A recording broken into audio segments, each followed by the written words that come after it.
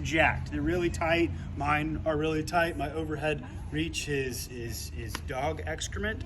So the best that we can do is work towards creating more length in a elongated period of time, right? So basically I'm just saying stretch for time. Grab a timer, put it right beneath your bench, and you're gonna go into what's called a prayer stretch.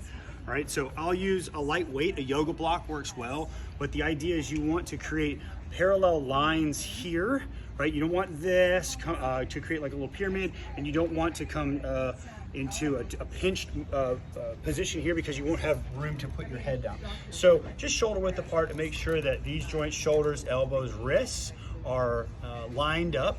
And what you're gonna do, can you come around to the side here, please? What you're gonna do is you're gonna make this window right here on the edge of the bench. You're gonna bring your hips back and push that out of the way. And you're gonna push your hips back and your head down.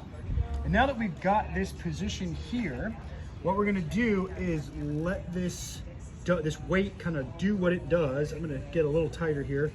Do what it does, and you're just gonna hold this position for 2 to 3 minutes. If you have overly tight, like if you have overdeveloped tissues, like if you're an athlete or something like that, longer, right? But at least 2 minutes, okay? So what this does is it's taking this angle that should achieve 180 degrees, and it's putting it under load, under time, right? And there's several things you can do here to create a dynamic stretch. So a static stretch is great, but one thing I'm doing is I'm loading one side, and I'm loading the other side. That's gonna bring a little more dynamism to the stretch. The other thing that you can do is you can do a contract relax that will kind of tease out and reorganize the tissues, kind of like if you have like a long hair and you've got a knot in your hair, like it reorganizes those fibers, right? The muscles are very similar to that.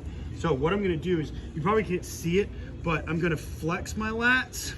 Well, I'm just flexing everything, and I'm gonna increase the tension of that underside stuff, right? The meat underneath my arms. And then I'm gonna relax them.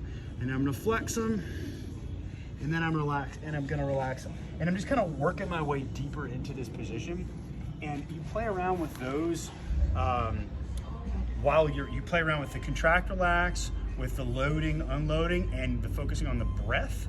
And that combined with time will create a lasting effect of length, so that you can overhead when you want to. It's a little better already, right?